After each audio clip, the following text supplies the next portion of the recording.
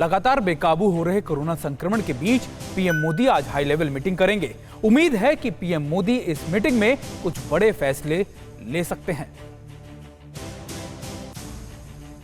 देश के कई राज्यों में कोरोना के भीषण संकट के बीच आज सुबह 11 बजे होने वाली पीएम मोदी की इस बैठक में कई बड़े फैसले लिए जा सकते हैं। उम्मीद जताई जा रही है कि इस बैठक में पीएम कोरोना से निपटने के लिए युद्ध स्तर पर बनाई गई रणनीति को लागू करने का ऐलान कर सकते हैं। सूत्रों के मुताबिक वर्चुअल तरीके से होने वाली मीटिंग में मंत्रिपरिषद के सदस्यों के अलावा केंद्र सरकार के शीर्ष अधिकारी भी शामिल हो सकते हैं। देश में कोरोना महामारी की दूसरी लहर के दौरान यह केंद्रीय मंत्रिपरिषद की पहली बैठक होगी। बैठक में टीकाकरण अभियान को लेकर भी चर्चा की जा सकती है। बैठक में मंत्रियों को जनता की मदद के लिए कहा जा सकता है। हाई लेवल मीटिंग में कुछ बड़े फैसले लिए जा सकते हैं।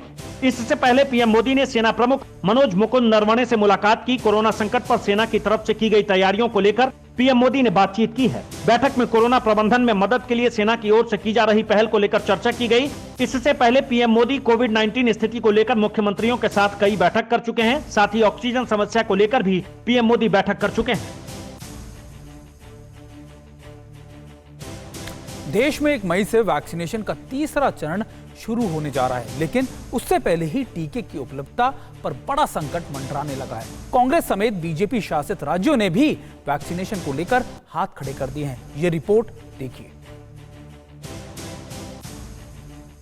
देश में 1 मई से सबसे बड़े वैक्सीनेशन की शुरुआत होने जा रही है। वैक्सीनेशन के तीसरे चरण के लिए रजिस्ट्रेशन भी जारी है और जल्द ही वैक्सीन की प्रक्रिया शुरू हो जाएगी। लेकिन इन सब के बीच छत्तीसगढ़, राजस्थान, महाराष्ट्र के बाद अब बीजेपी शासित राज्य मध्य प्रदेश ने भी कहा है कि वैक्सीन का स्टॉक नहीं होने के कारण फिलहाल टीकाकरण अभियान शुरू नहीं होगा। ये पता चला है कि 1 तारीख को वो हमें वैक्सीन के डोजेज दे नहीं पाएंगी। 1 मई से वैक्सीनेशन का ये कार्यक्रम मध्य प्रदेश में प्रारंभ नहीं किया जा सकेगा।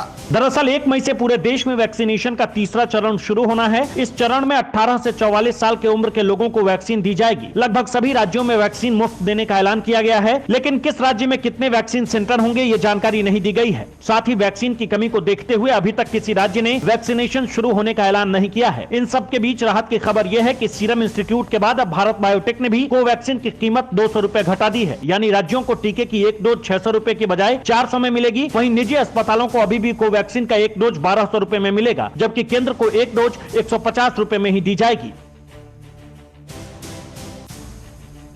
देश में कोरोना हर दिन डराने लगा है। संक्रमण की चेन को जल्द से जल्द तोड़ना जरूरी है। इसके लिए राज्य सरकार भी कदम उठा रही है। कहीं नाइट कर्फ्यू बढ़ाया गया तो कहीं वीकली लॉकडाउन भी की अवधि बढ़ा दी गई है। यह रिपोर्ट देखिए। उत्तर प्रदेश में कोरोना संक्रमण की चेन को तोड़ने के लिए योगी सरकार ने बड़ा फैसला लिया है। सरकार ने प्रदेश में वीकेंड लॉकडाउन का दायरा बढ़ा दिया है। यूपी में शुक्रवार रात से मंगलवार सुबह 7 बजे तक लॉकडाउन रहेगा। पहले शनिवार रविवार को ही संपूर्ण लॉकडाउन होता था, लेकिन नए आदेश के मुताबिक अब सोमवार को भी प्रदेश में पूरी तरह पाबंदी रहेगी। यानी यूपी में अब 3 दिन शनिवार, रविवार और सोमवार तक संपूर्ण लॉकडाउन रहेगा।